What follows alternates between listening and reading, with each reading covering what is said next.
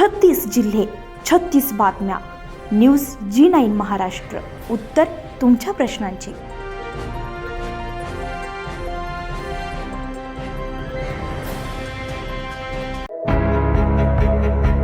राष्ट्र प्रथम, नंतर पक्ष आणि शेवटी मी या राष्ट्रनिष्ठ विचारधारेचा दीप प्रज्वलित ठेवत भारतीय जनता पार्टीने आपल्या 46 वर्षांच्या गौरवशाली प्रवासाचा स्थापना दिन बोदवड येथे अत्यंत उत्साह, अभिमान आणि सेवाभावानं साजरा केलाय.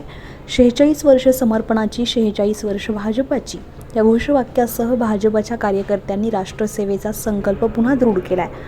बोदवड येथील भारतीय जनता पार्टी कार्यालयात स्थापना दिनानिमित्त ध्वजारोहण करण्यात आलंय.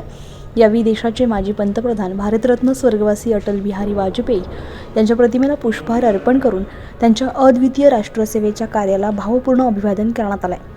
कार्यक्रमात भाजपा बोदवड तालुक्याचे मंडळ अध्यक्ष अमोलभाऊ देशमुख आणि ज्येष्ठ मार्गदर्शक अनंतरावजी कुलकर्णी यांनी आपल्या विचारांतून पक्षाच्या 46 वर्षांच्या प्रवासाची, विचारधारेची आणि जनसेवेच्या भूमिकेची प्रभावी मांडणी केली आहे.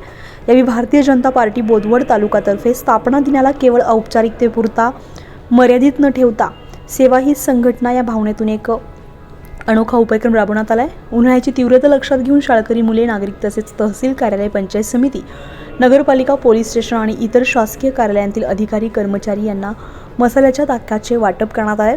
वर्षभर नागरिकांच्या समस्या सोडवण्यासाठी अहोरात्र कार्य करणाऱ्या अधिकारी, कर्मचारी वर्गाप्रती कृतज्ञता व्यक्त करत भाजपाच्या कार्यकर्त्यांनी त्यांना स्थापना दिनाच्या शुभेच्छा देत सेवाभावाचा गारवा दिलाय. या उपक्रमामुळे भाजपाचा स्थापना दिन हा केवळ राजकीय कार्यक्रम न ठरता सामाजिक बांधिलकी, जनसेवा आणि कृतज्ञतेचा उत्सव ठरलाय. नागरिकांच्या मनाला स्पर्श करणाऱ्या या उपक्रमामुळे बोदवडमध्ये भाजपाच्या स्थापना दिनाची विशेष चर्चा रंगली आहे. या प्रसंगी भाजपाचे जिल्हा पदाधिकारी, तालुका पदाधिकारी, नगरसेवक, ज्येष्ठ पदाधिकारी, कार्यकर्ते आणि असंख्य नागरिक मोठ्या संख्येने उपस्थित होते. भाजपा सोशल मीडिया तालुकाध्यक्ष रोहित अग्रवाल यांनी कार्यक्रमाची माहिती देऊन बोदवड तालुक्यात स्थापना दिन मोठ्या उत्साहात आणि सेवाभावी उपक्रमांनी साजरा झाल्याचं सांगितलंय.